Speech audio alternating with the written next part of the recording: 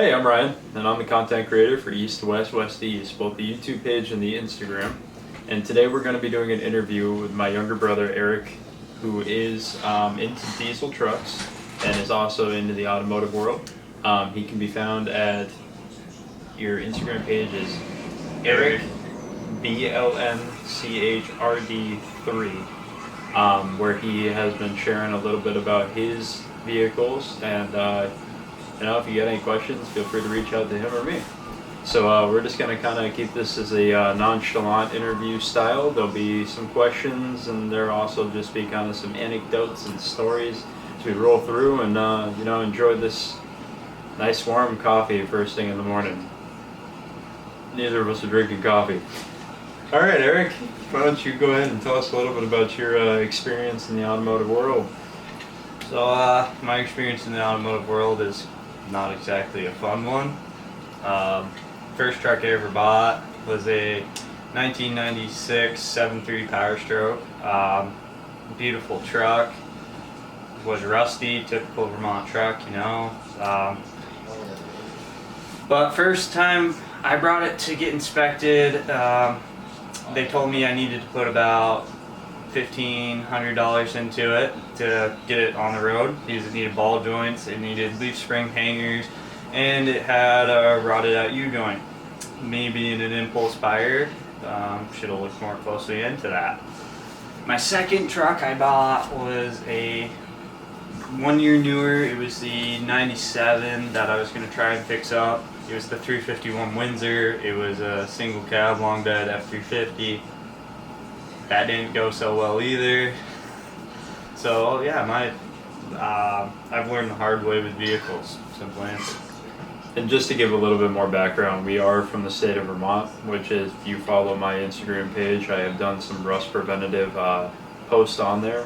We do have a really bad issue with rust due to the road brine that they put on the roads to break up the ice. It's great for keeping the roads clear, but it's terrible on the vehicles. So if people do not take the preventative measures, we do end up with some pretty severe rust as vehicles age. Yeah. So going from there, what brought you into the diesel world, and what's your connection with that?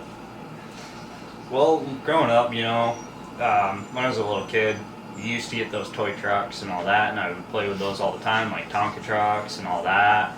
So I really grew up learning from that, just playing with them. And back then I used to got into some video games that were all about that. You had Forza, which taught you about vehicles. You had things like Farming Sim, which taught you about farming and all that. So it kind of just spiraled from there. I started learning more and more about it. And they always say you never really grow up, just the things around you get bigger. And more expensive. Yeah, exactly. So all the toys around me got bigger. So yeah, at the end of first summer of having a real job, I decided to go waste every cent I had and buy a diesel. Don't know if that was the greatest decision, but I learned from it. I learned a lot from it. Really enjoyed the truck for as long as I had it. Learned that it's really hard to sell anything after putting work into it for more than you bought it for. So that can be really hard. Then I started working on a farm and just kind of learned even more from there. So kind of diesel world just kind of grew on me as much as I grew into it. So we talked a little bit about the fact that we use road brine to break up the salt, which obviously implies the cold weather, along with our backdrop here of the snowy hill that sits in our backyard. How does it figure into a diesel engine dealing with the cold? I know that there's some issues in relation to using block heaters and just making sure that you're mixing your mixing your diesel fuel. You want to talk a little bit about that and the troubles that you've had or haven't had? Yeah, I can talk about that. Yeah, all right. So when I had my 7.3, I learned real quick that they hate the cold, and a lot of the diesel engines hate the cold. You got the 5.9 Cummins, which don't even have glow plugs. They have the heating grid, which is a different thing, and they're really not that good because the 12 valves and 24 valves have a lot of trouble starting up in the cold. Then you have the Duramax, which is probably the best for starting up in the cold. Glow plugs handle it, and they just start up really easy.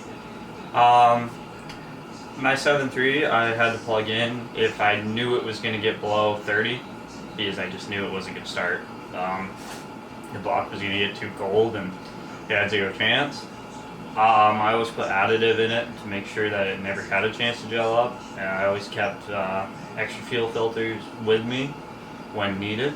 But it can be a thing like around here, it depends just on what engine you're running, what you're doing to it to keep it going. Because I know some people that have 7.3s and that have 5.9 Cummins, and they don't use the block heater because their trucks just start up. And I know some people that need them, that need the block heaters, or else their truck won't even start up in a 50-degree weather. It's just determined on the truck. They'll start getting used to the weather around them, and they'll start running like they need to be. But from what I've seen, the newer they've gotten, the less the block heater is needed.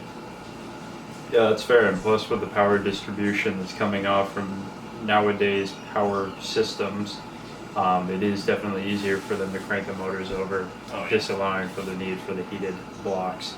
Yeah, no, I can definitely attest to that also. I remember last year there was that one storm that we got that accumulated right around 48 inches of snow, give or take, within 24-hour span.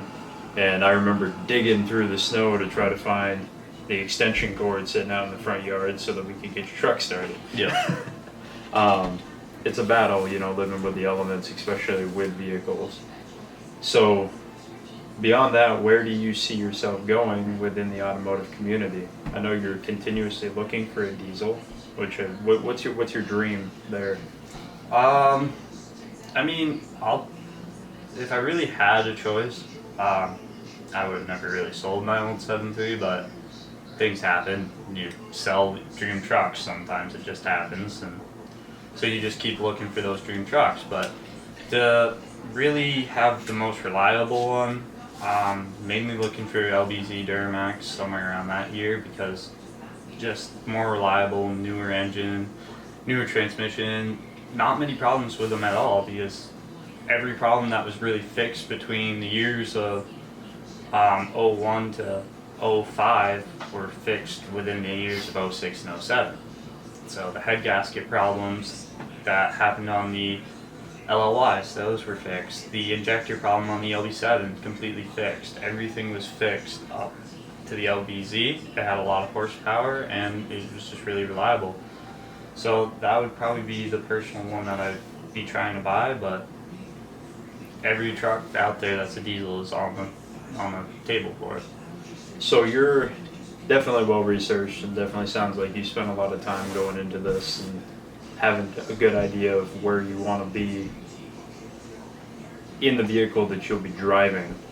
And I know that you're getting ready to move out of high school and move into college. What's your plan from there? Are you planning on following up anything into the diesel world or automotive world? I'm just curious, if you're going to continue to spread your knowledge on a professional level or personal level.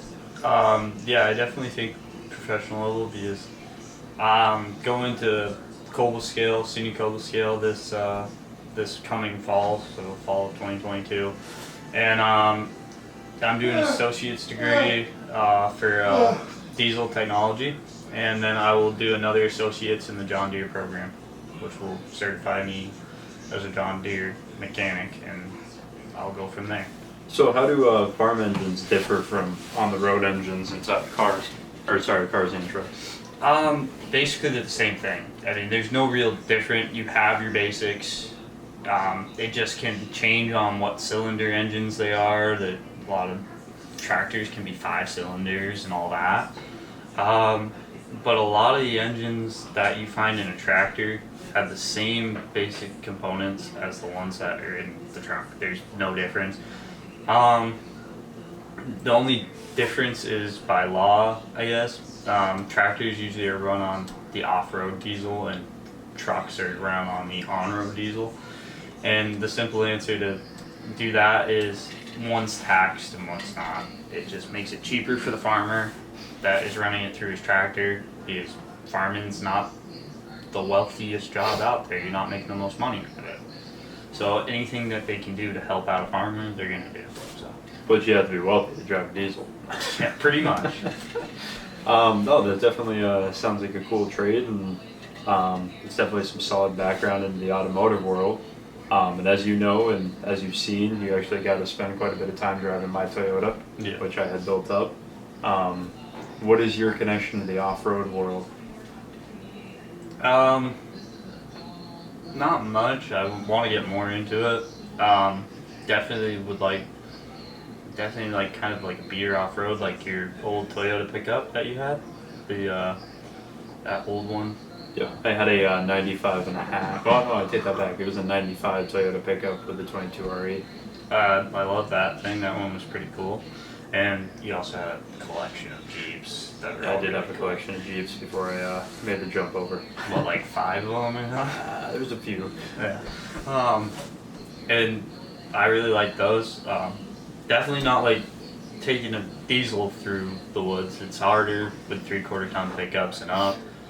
You can do it, but you're risking a lot more. But I definitely like a beer rig, like our dad. He always talked about Willie's Jeeps, how cool they would be. So. Yeah, Willie's Jeeps are definitely a consistent thing that we talk about often. Always on the hunt for one in good shape. CJ 2As are what we'd be looking for. Well, that's cool. So, when it comes to actually working on the on vehicles right now, how's your knowledge expanding and how are things going with that? I know you're definitely sticking your hands into some solid projects, but how much have you learned from your experiences so far? What is your, basically what I'm asking is, how's your evolution as a backyard mechanic? I can tell you right now that the last truck I had, that 351 Windsor, tested it. It taught me a lot. Just things can be really hard and things can be really easy. As a backyard mechanic, you don't have luxury of what everyone else has.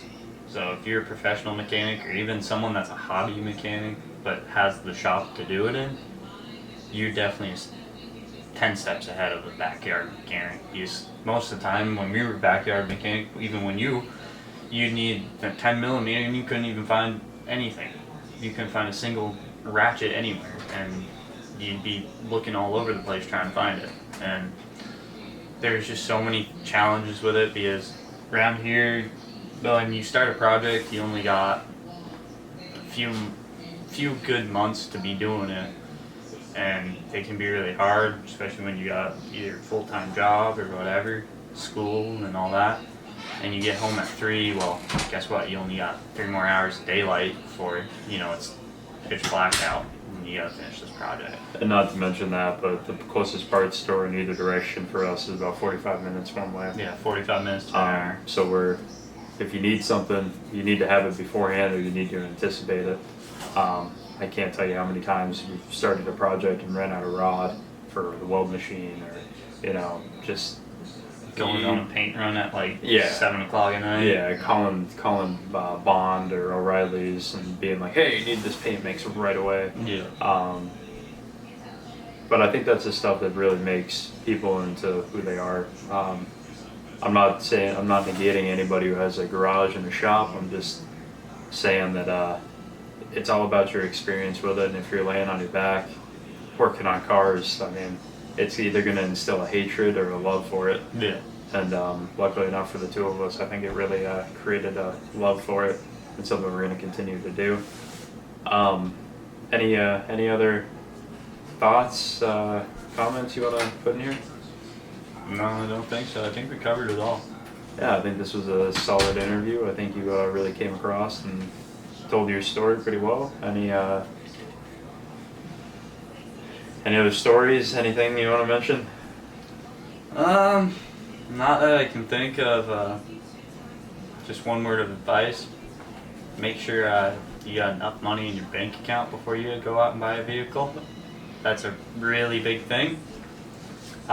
Just because you have enough money for the truck itself Doesn't mean you got enough money for all the other costs that come with it. So there you have it. Diesels are expensive. Make sure you always have enough money to fix them. And farmers run diesel that's cheaper. Pretty much. Thanks, Eric, for being on the show. And I appreciate it. And this kicks off the beginning of our interview series. Make sure to like, subscribe, comment if you got any questions. We both can be reached on Instagram, as we said. I'll drop his information below. And maybe even some more information about the truck that he's looking for. I appreciate it. And thanks for checking out the video.